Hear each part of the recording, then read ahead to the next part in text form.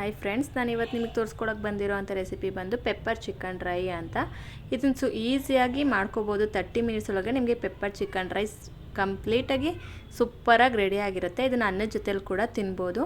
ನಾನು ಇದಕ್ಕೆ ಏನೇನು ಇಂಗ್ರೀಡಿಯೆಂಟ್ಸ್ ತೊಗೊಂಡಿದ್ದೀನಿ ಅಂದರೆ ಎಣ್ಣೆ 2 ಈರುಳ್ಳಿ, 2 ಗೆಡ್ಡೆ ಬೆಳ್ಳುಳ್ಳಿನ ಜಜ್ಜಿಟ್ಕೊಂಡಿದ್ದೀನಿ, ಪೆಪ್ಪರ್ನ ಪೌಡ್ರ್ ಮಾಡಿ ಇಟ್ಕೊಂಡಿದ್ದೀನಿ, ಅರಿಶಿನ ಪುಡಿ. ಮೊದಲಿಗೆ ಗ್ಯಾಸ್ ಹಚ್ಚಿ ಬಾಂಡಿನ ಕಾಯೋದಕ್ಕಿಟ್ಟು ಅದಕ್ಕೆ 5 ಸ್ಪೂನ್ ಎಣ್ಣೆ ಹಾಕ್ತಾಯಿದ್ದೀನಿ. 5 ಸ್ಪೂನ್ ಎಣ್ಣೆ ಹಾಕಿ ನಂತರ ನಾನಿಲ್ಲಿ 2 ಸ್ಪೂನ್ ತುಪ್ಪ ಕೂಡ ಯೂಸ್ ಮಾಡ್ತೀನಿ. ಯಾರಿಗೆಲ್ಲ ತುಪ್ಪ ಇಷ್ಟ ಇಲ್ಲ ಅಂದರೆ ಅವರು ಸ್ಕಿಪ್ ಮಾಡಿ 2 ಸ್ಪೂನ್ ಎಣ್ಣೆ ಜಾಸ್ತಿ ಹಾಕೋಬೋದು.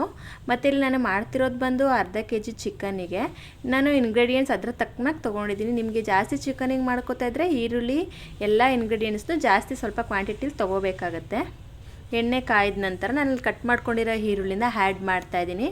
ಕಟ್ ಮಾಡಿ ಇಟ್ಕೊಂಡಿರೋ ಈರುಳ್ಳಿನ ಚೆನ್ನಾಗಿ ಎಣ್ಣೆಯಲ್ಲಿ ಹಸಿ ವಾಸನೆ ಹೋಗೋ ತನಕ ಚೆನ್ನಾಗಿ ಅದನ್ನು ರೋಸ್ಟ್ ಮಾಡ್ಕೋಬೇಕು. ರೋಸ್ಟ್ ಮಾಡಿಕೊಂಡು ಅದು ಗೋಲ್ಡನ್ ಕಲರ್ಗೆ ಟರ್ನ್ ಆಗೋವರೆಗೂ ಅದನ್ನು ಹಸಿ ವಾಸನೆ ಎಲ್ಲ ನೀಟಾಗಿ ಹೋದ್ರೆ ತುಂಬ ಚೆನ್ನಾಗಿರೋದು. ಹಸಿ ವಾಸನೆ ಇದ್ದರೆ ಯಾವ ಅಡುಗೆ ಕೂಡ ಚೆನ್ನಾಗಿರಲ್ಲ. ನೆಕ್ಸ್ಟ್ ಅದಕ್ಕೆ ಅರಿಶಿನ ಪುಡಿ ಆ್ಯಡ್ ಮಾಡ್ತಾಯಿದ್ದೀನಿ. ಯಾರಿಗೆಲ್ಲ ಲಿವರ್ಸ್ ಪ್ರಾಬ್ಲಮ್ ಇದೆ, ಜಾಂಡಿಸ್ ಇದೆ ಅನ್ನೋರು ಅರಿಶಿನ ಪುಡಿನ ಸ್ಕಿಪ್ ಮಾಡ್ಕೋಬೋದು. ಮತ್ತು ನಾನು ಜಜ್ಜಿಟ್ಕೊಂಡಿರೋ ಅಂಥ ಬೆಳ್ಳುಳ್ಳಿನ ಆ್ಯಡ್ ಮಾಡ್ತಾಯಿದ್ದೀನಿ. ಆ್ಯಡ್ ಮಾಡಿ ಇಟ್ಕೊತಾ ಇದ್ದೀನಿ.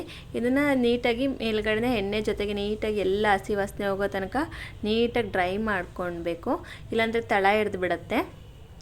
ತಳ ಹಿಡಿಯೋದಕ್ಕೆ ಇದಕ್ಕೆ ಬಿಡಬಾರ್ದು. ಲೋ ಫ್ಲೇಮಲ್ಲಿ ಇಟ್ಕೊಂಡು ನೀಟಾಗಿ ಎಲ್ಲ ಹಸಿ ವಾಸನೆ ಹೋಗೋ ತನಕ ನಾವು ನೀಟಾಗಿ ಇದನ್ನು ಮಾಡ್ಕೋಬೇಕು. ಇದು ನಾನು ತೊಳೆದಿಟ್ಟಿರೋಂಥ ಚಿಕನ್ ತೊಗೊಂಡು ಇದನ್ನು ಚಿಕನ್ ಹಾಕ್ತಾಯಿದ್ದೀನಿ.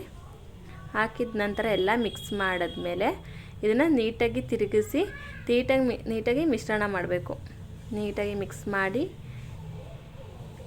ಚೆನ್ನಾಗಿ ಚಿಕನ್ ಡ್ರೈ ಆಗಬೇಕು. ಡ್ರೈ ಆಗಿ ಹಸಿ ವಾಸನೆ ಅದು ಹೋಗಿ ಇದಕ್ಕೆ ಸಾಲ್ಟ್ ಆ್ಯಡ್ ಮಾಡ್ತಾಯಿದ್ದೀನಿ. ಸಾಲ್ಟ್ ಆ್ಯಡ್ ಮಾಡ್ಕೋಬೇಕು. ಸಾಲ್ಟ್ ಆ್ಯಡ್ ಮಾಡ್ಕೊಂಡು ಚೆನ್ನಾಗಿ ಮಿಕ್ಸ್ ಮಾಡಿ ಇದನ್ನು ಮಿಕ್ಸ್ ಮಾಡಬೇಕು. ಚೆನ್ನಾಗಿ ಮಿಕ್ಸ್ ಮಾಡಿ ಒಂದು 5 ನಿಮಿಷ ಮುಚ್ಚಿಟ್ಬಿಡ್ಬೇಕು. 5-10 ನಿಮಿಷ. ಆಮೇಲೆ ಇದಕ್ಕೆ ನಾನು ಪೆಪ್ಪರ್ ಪೌಡರ್ನ ಆ್ಯಡ್ ಮಾಡ್ತಾಯಿದ್ದೀನಿ. ಜೊತೆಗೆ ಕೊತ್ತಂಬರಿ ಸೊಪ್ಪನ್ನ ಆ್ಯಡ್ ಮಾಡ್ತಾ ಅದು ಕೊತ್ತಂಬರಿ ಸೊಪ್ಪು ಹಾಕಿದ್ಮೇಲೆ ಚೆನ್ನಾಗಿ ಸ್ವಲ್ಪ ಹೊತ್ತು ನೀಟಾಗಿ ಇದಾಗಬೇಕು. ನಿಮಗೆ ಪೆಪ್ಪರ್ ಚಿಕನ್ ಡ್ರೈ ರೆಡಿ ಆಯಿತು. Thank you.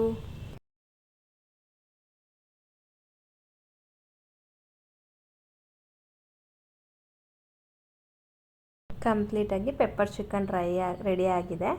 ತುಂಬ ಚೆನ್ನಾಗಿರುತ್ತೆ. ಅನ್ನಕ್ಕೆ ಕೂಡ ಮಾಡಿಕೊಂಡು ತುಂಬ ಚೆನ್ನಾಗಿರುತ್ತೆ ಇದು. ಯಾರೆಲ್ಲ ನನ್ನ ಚಾನಲ್ಗೆ ಇನ್ನೂ ಸಬ್ಸ್ಕ್ರೈಬ್ ಮಾಡಿಲ್ಲ, ಪ್ಲೀಸ್ ಸಬ್ಸ್ಕ್ರೈಬ್ ಮಾಡಿ ನಮಗೂ ಸಪೋರ್ಟ್ ಮಾಡಿ. Thank you friends.